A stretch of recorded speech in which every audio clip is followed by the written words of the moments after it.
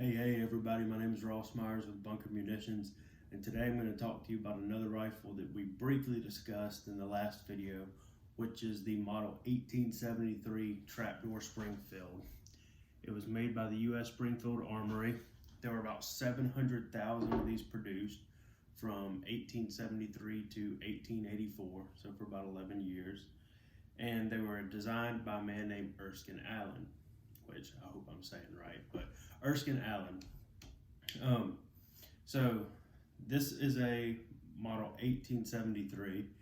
Before that, the U.S. military was using a lot of muzzle loading rifles. It was after the Civil War, and we had our model 1861s, which you pour your powder, patch, lead ball, use a ramrod down the barrel, and that's how you'd have to load each shot.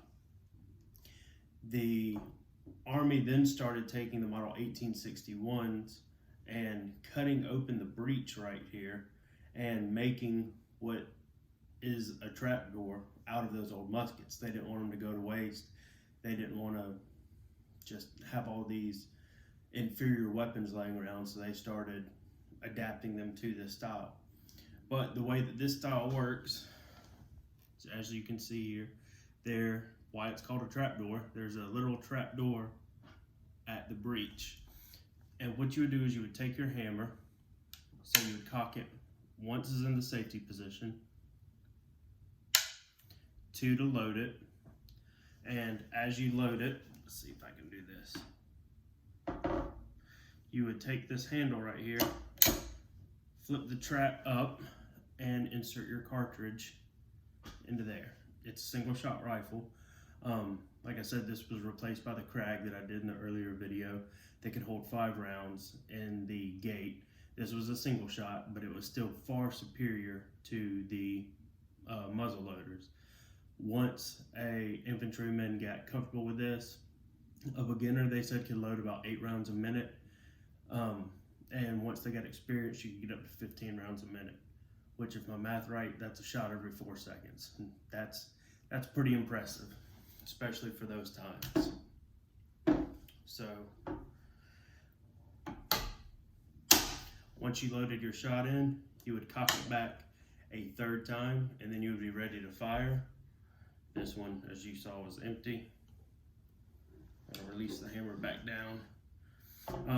But just to give you an idea of the rounds that this rifle shoots, it's a 45-70, which is a 45 caliber bullet with 70 grains of black powder behind it, and it's a 405 grain bullet weight. And this is what that looks like. So for comparison, a lot of you are probably familiar with a 9mm. 9mm is your standard pistol round. 9mm versus your 45-70 government.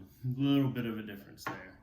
If you got hit with one of these, I promise you it would not hurt for very long before it didn't matter much anymore. But these were used as the primary rifle for the U.S. military. I don't believe there was any major wars going on at that time other than just the Native American wars. General Custer's men at the Battle of Little Bighorn used these rifles. This is a carbine. It's got a 26-inch barrel and it's 46 inches overall. The full-length rifles would be about 6 inches more at the barrel. It would have a place for a bayonet to be adapted, but a lot of the cadets and cavalry used smaller rifle, carbine style. But when General Custer was defeated at the Battle of Little Bighorn, a lot of these rifles were found at that site, and it was through archaeological digs they found that Custer was using these Trapdoor Springfields, and he was going up against repeating rifles like lever actions, things like that just had superior firepower, even though, like I said earlier, you could get anywhere between 8 to 15 shots of this off per minute. That's nothing compared to just being able to activate a lever to have another round ready to go. So I'm going to show you how this action works. I've actually got an empty brass shell. We go to our safe position, go to our loading position, open up this gate, and this is a empty brass shell. Primer's been hit. You would slide this into there, close, cock it back to fire, and then after you fired and your hammer swung forward, you would take this and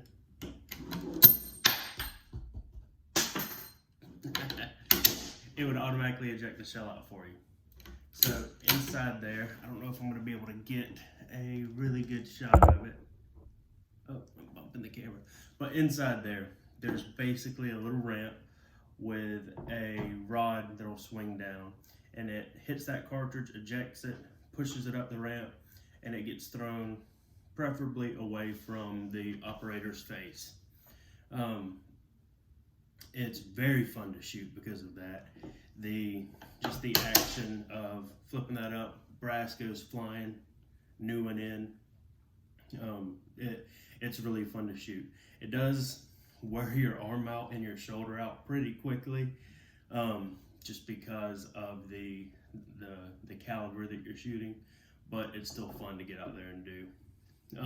Another neat fact about these is when they first started making these cartridges, all our cartridges today are made out of brass, but they actually started them made out of copper, and copper was softer, it expanded easier, and due to that, with this trapdoor breech loading,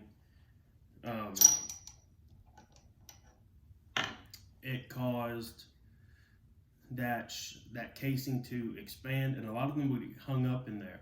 You would have to take your cleaning rod, ram it down the muzzle, try to unstick it, take a pocket knife, try to dig that cartridge out, and you're just wasting time.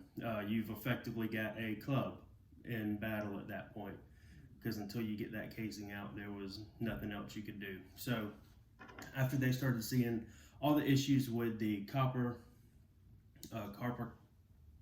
cartridges, we swapped to brass, which was much more effective, and we still use it today. And I know I showed you compared to the 9mm, but I'm also going to show compared to the 5.56 round, which is what the AR-15 shoots. Kind of a taboo rifle. You're not supposed to talk about the AR-15. A lot of people are scared of it. So this is your 45-70. This is your AR-15. Just the difference in size of these shows that it's not always about how scary the rifle looks. That is a pretty small round. Granted, it's traveling a lot faster than the 45-70. The 45-70, I want to say, is going about 1,300 feet per second, just over the sound barrier. I believe the sound barrier is about 1,150 feet per second. That's where you get that sonic crack from the bullet being fired from the end of the weapon. But I'm rambling now, and I could keep rambling because I have taken this gun out to the range and I really enjoyed shooting it. I've even let a bunch of my friends shoot this one and put some rounds through it because it's just a cool piece of history. The unique activation of the trapdoor makes you feel pretty awesome putting some rounds through it. So I'm hoping one day I'll have a range and area to be able to get out and show you guys me firing these. But until then, I'm just going to keep doing these little videos talking about what I love. Thanks. See you on the next one.